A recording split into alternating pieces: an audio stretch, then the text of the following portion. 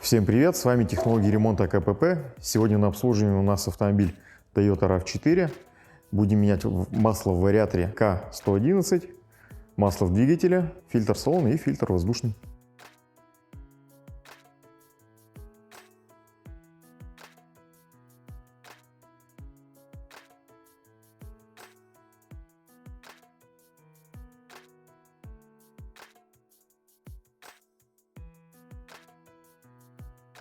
И вот мы сняли поддон.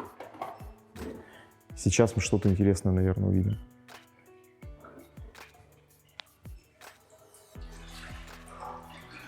А фильтр у нас с заборником здесь.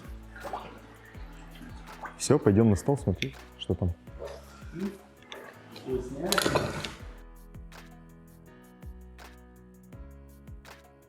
Кстати, прокладка хорошая, ее же оставим. Металл, да. Вот сюда. И вот снова мы сняли поддон. В очередной раз посмотрим, что внутри. Продуктов разрушения каких-то мы не наблюдаем.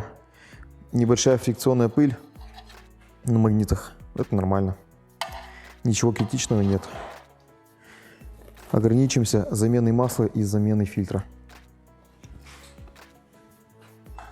Также дадим рекомендации менять масло раз в 50 тысяч, так как на этом автомобиле уже пробег 100 тысяч, масло никто не менял ранее. Это не совсем правильно. И вот мы сняли фильтр. И, кстати, давай его прополощем, посмотрим. Есть у меня подозрение, что там небольшое количество стружки какой-то содержится. Ничего здесь нет. Отлично. Зачем мы промываем старый фильтр? В старом фильтре могут содержаться какие-то продукты разрушения, и в поддоне они отсутствуют. С маслом заходит фильтр. Так более точно можем сказать, что-то есть в коробке по износу, либо нет. Наш специалист Артем сейчас закрепит поддон. Также мы замоем, чтобы было видно, есть течи или нет, когда запустим двигатель для прокачки масла.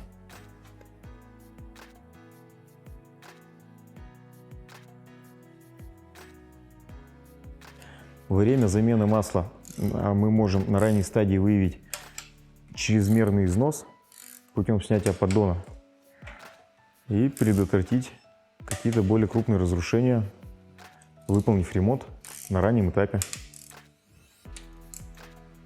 до проявления каких-то неисправностей. Всегда обязательно используем при затяжке поддонов динамометрический ключ, чтобы не перетянуть. Перетянутая резьба момент не держит, также можно просто сорвать.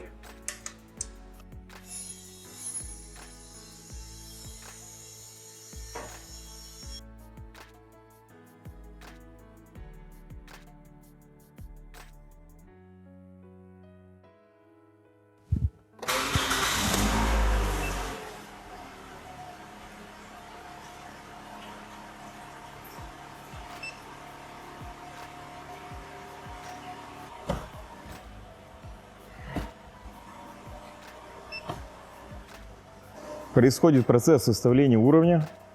Для этого необходимо запустить двигатель и пройтись по режимам коробки.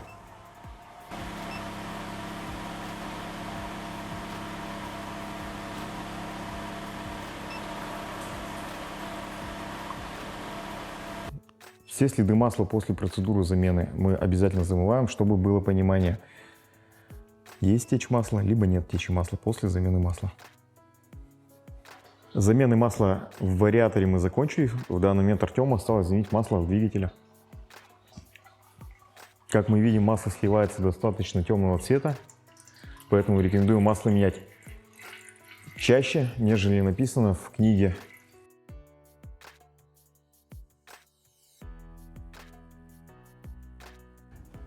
Ну вот и все. Обслуживание автомобиля завершено.